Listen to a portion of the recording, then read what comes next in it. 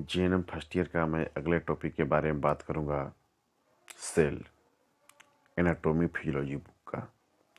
Cell क्या है? Cell हमारे शरीर का सबसे छोटा यूनिट है जो कि शरीर के निर्माण का एक बहुत ही कहिए कि मेन पार्ट है। यदि सेल नहीं है तो समझिए कि शरीर का निर्माण ही नहीं हो सकता है। इसलिए सेल को फंडामेंटल यूनिट ऑफ बॉडी बोला जाता है। सबसे छोटी इकाई है शरीर की। यदि सबसे छोटी इकाई है तो वो है सेल। और सेल से एक शरीर का कैसे निर्माण होता है मैं उसके बारे में बता रहा हूं। जब सेल आपस में मिलते हैं तो टिश्यू का निर्माण करते हैं, और जब टिश्यू आपस में मिलते हैं ऑर्गन का निर्माण करते हैं, और ऑर्गन आपस में मिलते हैं तो सिस्टम का निर्माण करते हैं। ऑर्गन सिस्टम का निर्माण करते हैं। जो ऑर्गन सिस्टम जो आपस में मिलते हैं तो एक जीव का निर्माण करते हैं। इसीलिए सेल को शरीर की सबसे छोटी इकाई और फंडामेंटल यूनिट्स बोला जाता है। सेल की संरचना, सेल कैसे बनता है, उसकी संरचना क्या है, उसके स्ट्रक्चर क्या है। सेल के बाहर एक आवरण होता है जिसको हम लोग प्लाज्मा झिल्ली बोलते हैं। और ये प्लाज्मा झिल्ली जो होता है सेमी परमिएबल होता है।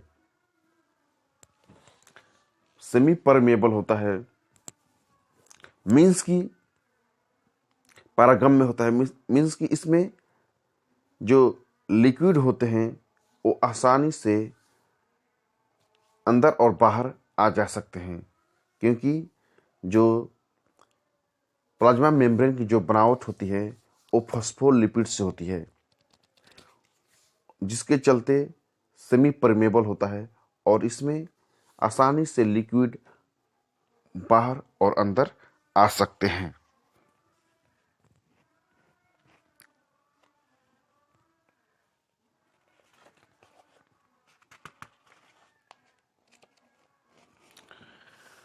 और सेल के अंदर साइटोप्लाज्म होता है जिसको हम लोग कोशिका द्रव्य बोलते हैं।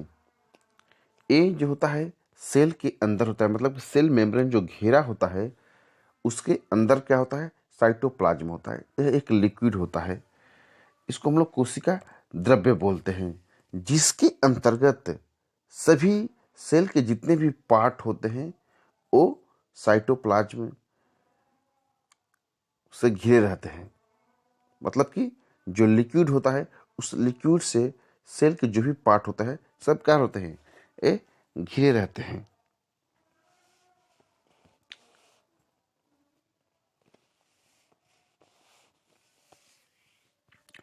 और इस साइटोप्लाज्म में जो होते हैं, जो लिक्विड होता है उसमें ग्लूकोज की मात्रा होता है, एमाइनो एसिड की मात्रा होता है, एटीपी होता है, फॉस्फोलिपिड होता है, आयरन होता है। ये सभी चीज क्या होता है उस साइटोप्लाज्म के अंदर रहता है लिक्विड के रूप में।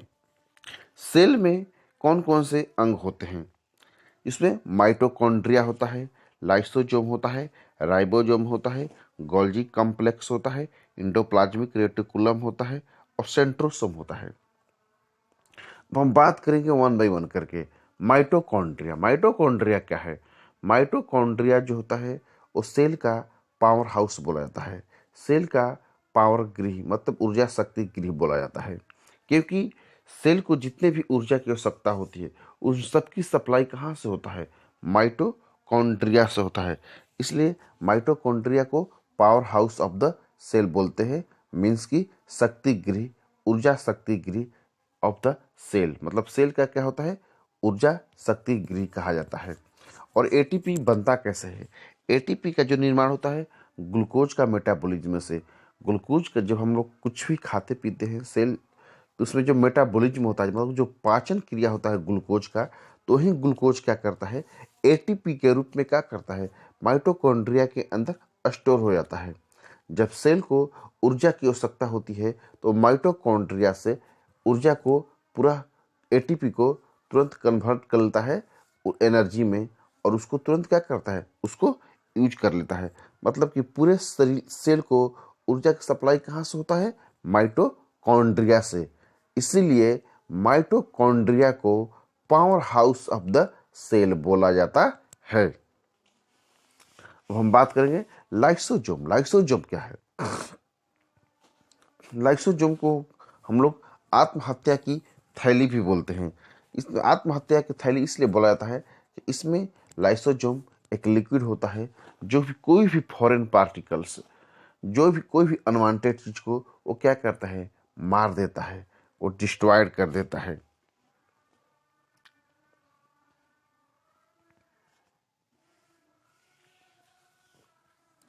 और ये पाचन क्रिया में भी आपको हेल्प कर देता है। राइबोसोम्स। राइबोसोम क्या होता है? राइबोसोम जो होता है ये प्रोटीन संश्लेषण, मतलब कि प्रोटीन के निर्माण में भी ये क्या करता है, ये हेल्प करता है। ये बहुत ही सूक्ष्म आकार का होता है। Golgi complex. गोल्जी कॉम्प्लेक्स जो होता है ये तलवार के आकार का होता है। जिस तलवार देखते हैं थोड़ा सा घुमा हुआ होता है, ये तलवार के आकार का होता है। और ये गोल्जी कॉम्प्लेक्स जो होता है ये भी प्रोटीन जो निर्माण होता है, प्रोटीन का जो निर्माण होता है उसको ये संचय करने में भी सहायता करता है। Endoplasmic reticulum. इंडोप्लाज्मिक रेटिकुलम जो होता है एक टाइप से इंडो जो प्लाज्मिक रेटिकुलम होता है, इसका जो संरचना होती है जाल जाल टाइप की होती है। इसकी संरचना होती है ये जाल टाइप की होती है।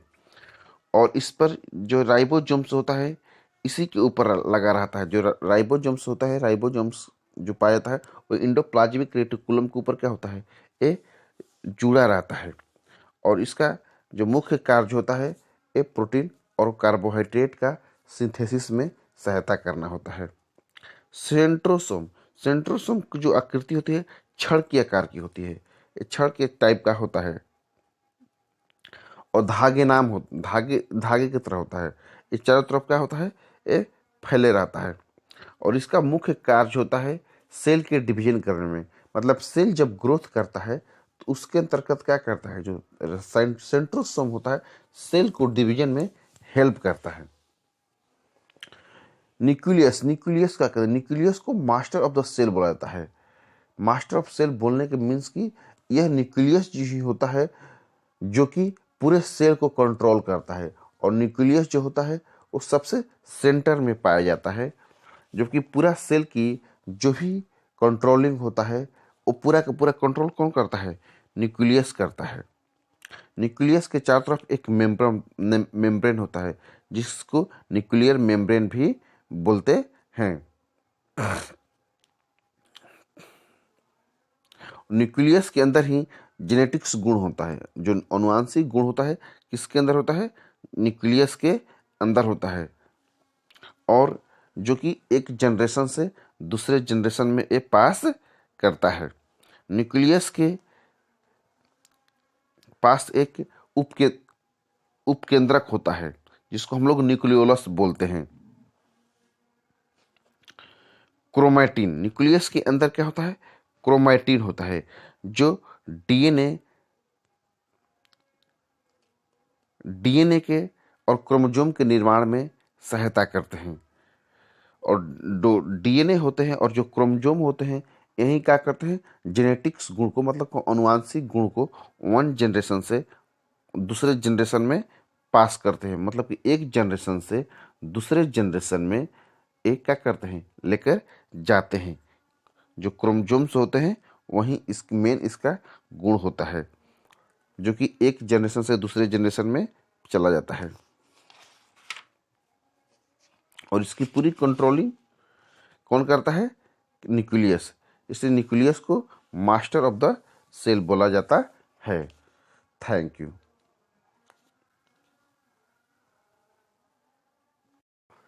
JNM first